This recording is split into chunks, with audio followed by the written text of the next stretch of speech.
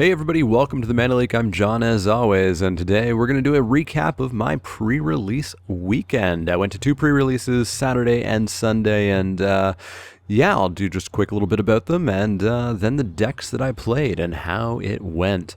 So the first pre-release was a big one. My local game store, the Gamers Emporium at Oxford and Wonderland here in London, Ontario, Canada. If you happen to be local and haven't checked it out, you should definitely do so. It's on the back side of the Money Mart. It's a little bit tricky to find, but once you know where it is, it's easy. Free parking, awesome place.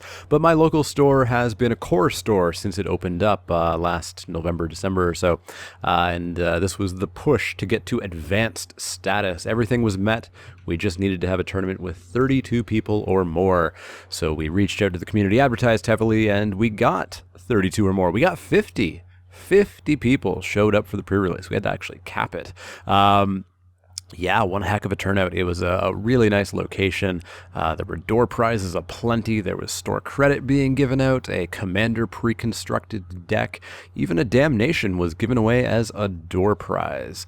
So 50 people came out. It was great to see plenty of new players, new to the store, and new just simply to Magic entirely, which is one of my favorite things about pre-release. I love seeing new people show up and get hooked on Magic. As a player, I love seeing that. As a judge, I love seeing that. So, pre-release, how was it otherwise? It was interesting. We're going to go over my decks in a second. My second pre-release on Sunday was much smaller, still at the Gamers Emporium, but it was in the actual storefront as opposed to in the rented hall across the parking lot from it. It was only a 10-person pre-release, which was also nice. I do like small, intimate pre-releases that don't take the entire day as well. But we're going to take a look at my first deck from pre-release number 1. So here's my first pre-release deck from the Sunday event. You can see in black. By the way, I went white with this pack. Needless to say, I don't think the color choice of the Origins packs mattered a massive amount. 7 cards in your color definitely helped, but I think the fact that we got 6 full booster packs definitely made this much more of a sealed event than in the past. But I went white. But here we have black, the playable black, the awesomely playable black anyways in my pool. We had Despoiler of Souls, which I was excited to give a try. There was a Weight of the Underworld and 2 Reeve Souls, and then things fell off a little bit heavily from there. You can see down here I had a Tainted Remedy as one of my black rares. Not the best at all. Over in red, I had an Abbot of Carol Keep and a pair of Lightning Javelins, and then mostly filler after that. Things like Enthralling Victor, Skyreach, Giant, Titan Strength. You know, stuff that's fine, but nothing super pulling me into red. And then finally in blue, we had a Harbinger of the Tides, another card I'm excited to give a try to. Whirler Rogue, which I think I definitely underrated a little bit in my pre-release review, and Clash of Wills, but again in blue, just a lot of fluff. And I think there is a lot of fluff in general in blue in the set, but that led me to go white-green. So I had an Evolving Wild simply for, you know, mild fixing. I wasn't splashing anything for it, but I just kind of wanted, you know, I like the consistency that Evolving Wilds gives me. It's a fine turn 1 play to go and get whatever land you need. In my 2-drop slot, because of course white-green is, I think, a fair bit about 2-drops in the set, I had a Consul's Lieutenant, which is super solid. A 2/1 first strike renowned 1 that when it's renowned gives your attacking team +1/+1 is really darn good. Elvish Visionary, 2 Cleric of the Forward Orders, you know, just kind of fine 2-drops. And my promo, a Knight of the White Orchid. Unfortunately, I didn't get to see this very often on turn 2. I did once or twice, and it's really nice to get that extra land drop. Oddly, a lot of judge calls from people asking if they get a Plains off this, can they still play a land? Which is weird, because nobody ever asks that about Rampant Growth. But everybody asked about this card. I don't know why people thought this card was so much different, but a solid card, a 2/2 first striker for 2, plus the potential to ramp in white is pretty nice. Down in the 2-drop spell slot, we've got ourselves a Mighty Leap. I'm not a big fan of it, but I needed to play a 23rd card. A Titanic Growth, which I'm more a fan of, and a Swift Reckoning.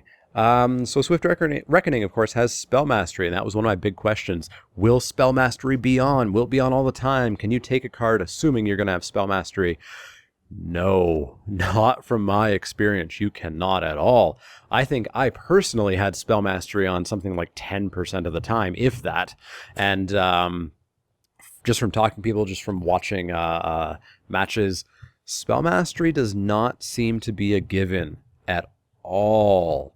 Maybe on the really hefty mana cost spells, you can kind of think you're going to have it, but I would never really expect to have spell mastery.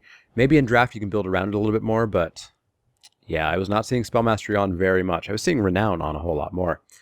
In the 3-drop spell slot, we've got Kithian's Tactics. Again, not exciting. It does what it needs to do. Kind of a 23rd card as well. 23rd card part 2. In the 3-drop creature slot, we've got a Knight of Pilgrim's Road, Stalwart Aven, a pair of Orchard Spirits, all kind of filler. But we also have a Citadel Castellan, which on turn 3 is really good. Turn 3, 2/3 Vigilance that can become a 4/5. People are kind of afraid of that, and it can do a lot of good work. I was pretty happy with that. 4-drop creature slot, we've got a pair of Dwynen Gilt-Leaf Danes and a pair of Llanowar Empaths.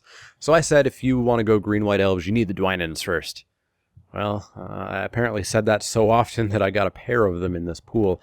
They're great by themselves. 3/4 reach for 4 that gains you a life every time it attacks. Totally fine. Totally fine. Having some elves helps out even more. My elves were just the 2 Llanowar Empaths and the Elvish Visionary, and even that was enough. There were a couple of times where I had Dwynen down with the Consul's Lieutenant, which meant my elves were getting +2/+2 when they attacked, plus me gaining life, and they did a lot of good work there. 4-drop spell slot, we've got ourselves a Suppression Bond, which I'm pretty sure every single player playing white in any way, shape, or form had. This seems like really good removal at common. A lot of people are going to have this card in draft and in sealed, and it answers everything. Really solid card. Super premium removal, I think. Down in the 5-drop slot, I had good old Knightly Valor. Yeah, it's Knightly Valor. It's just good. It's hard to get super blown out with it. You can, but I didn't see it really happen, and this getting on like a Vastwood Gorger or something is disgusting. Up in the 5-drop creature slot, we've got a Rock Maulers. As I expected, solid card that gets renowned pretty often unless it just dies. But if it lives through an attack, it probably got in for damage and suddenly is even bigger. Very much a feel-bad card almost. And then finally, we've got Vastwood Gorger, as I just mentioned, and Sentinel of the Eternal Watch, a card that I was down on because I was saying, you know, it doesn't go into aggro that well, and it doesn't go into aggro that well. I stand by my recommendation to not play 6-drops in aggro. If you're playing in anything other than aggro, this card is awesome. Not only that, but it really brings you back from being behind. So, how did this deck do overall? How did I manage to go in 6 rounds of pre-release Magic?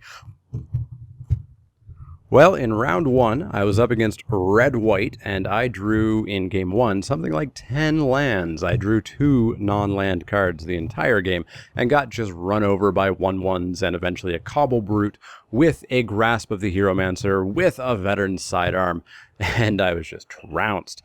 Game 2, I did manage to get to play both Dwynens, one after the other, after one had died. I managed to play Sentinel of the Eternal Watch, and it held the game for me for a good long while.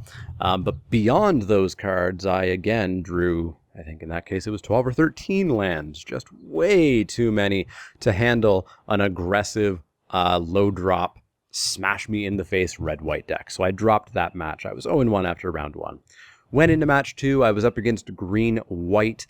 Don't have too many notes about this match, but the first game, I was trounced. I super flooded out yet again. I didn't even do a single point of damage to my opponent. Game 2 was closer. I drew spells, I drew lands, I drew a good mixture of the two, and took the game down. My deck shone. You know, it did what it was supposed to do. I managed to see that my deck wasn't, you know, too bad. And then game 3, just more lands. More lands. Lands left, right, and center. So just like at Grand Prix Montreal, I was 0-2 after 2 rounds. Primarily, I'm going to blame variance, and I'm going to blame Land Screw. Probably made some misplays, probably didn't do the best mulligan keeps, but ultimately, Land Screw was a big part of it. So on to round 3 at 0-2. I wasn't feeling great about my chances of top 8ing, but hey, I'm going to play out every match. Of course I am. So match 3 was up against, well, green-white, yet again. My opponent got land screwed this time in round 1. Game 1. They did not draw many lands at all, and I managed to run over them with a fairly aggressive start. But that was nothing compared to the aggressive start of game 2. Game 2, I managed to get Consul's Lieutenant on turn 2, get it in and Renowned on turn 3 while dropping, I believe it wasn't no, it was the Citadel Castellan. It was super aggressive. Followed that up with the Llanowar Empath, and then finally Dwynen Guiltleaf Dane, giving Llanowar Empath +2/+2 whenever it attacked. And yeah, the amount of damage that I had on board finally finished up with a Kithian's Tactics, just ran my opponent over. So unfortunately, it wasn't that close of a game, and I managed to take it down pretty handily. So I was finally 1-2 at the end of round 3. I had started my win streak. I could do just like Grand Prix Montreal and just win everything else for the rest of the day, right? Well, we moved on to match 4, and I was up against red-white. So we've had red-white, green-white, green-white, and we're on to red-white again.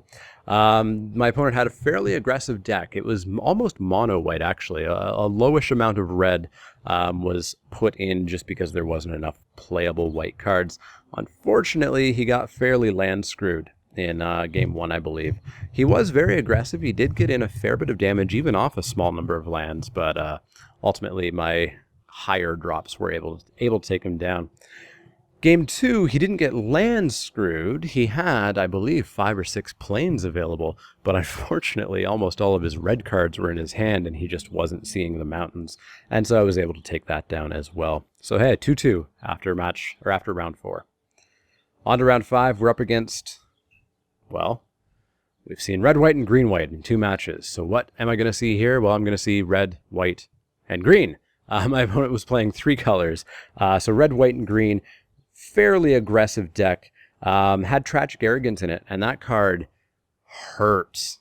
That card, I think I gave an A+2 in the set review, and it is solidly deserving of that grade because it results in some just lopsided experiences at the end of it. Luckily, I did manage to get through that, however, and took my opponent down in 2. So I was 3-2. 3-2? Yeah, 3-2 at that point. I was on my way. We had 1 match left. So match 6, I was playing hopefully for top 8 here, trying to go 4-2, and my opponent was playing mono red, one of the only mono decks I'd seen in the day, and it was interesting. Game 1, unfortunately, he got a little bit run down. He just couldn't play sizable threats. He was playing mostly low stuff. And once my Dwynen came out, there was just very little that he could do, and I took that down fairly handily. Game 2, Goblin Pile Driver. I said bad things about Goblin Pile Driver. I'll continue to say bad things about Goblin Pile Driver. I don't think it's the best, but boy, is it pretty good when it's enchanted up and has a couple of goblins attacking with it. I believe at one point it had Call of the Full Moon, plus Infectious Bloodlust, plus I think there was something else on it, and I just could not handle that, and he took me down pretty hard. Finally, in the last game, he kind of Voltroned. He went all in on 1 creature. There were 3 enchantments on it, I think, and I Suppression Bondsed it. I took out 4 cards with 1 and managed to take down that match. So I finished at 4-2, and at that point it was all up to the tiebreakers. Fortunately, losing in round 1 and 2 meant my tiebreakers were pretty bad. I did finish the day, however, at, I believe, 14th, possibly 13th. I can't remember at the moment, but it was 13th or 14th out of 50 people, which, hey, I'll take that. I'm pretty fine with that. Didn't get any prizes, unfortunately, but a pretty fun pre-release experience. So on to the next pre-release that I attended on Sunday. Was a bit of a smaller pre-release, only 10 people. It was the pre-release packs that were left over from the previous day. Thankfully, being an advanced store, the Gamers Emporium will be able to order many more packs and will be able to support many more people for pre-release events. But in this event, I went black. Decided to give that a go.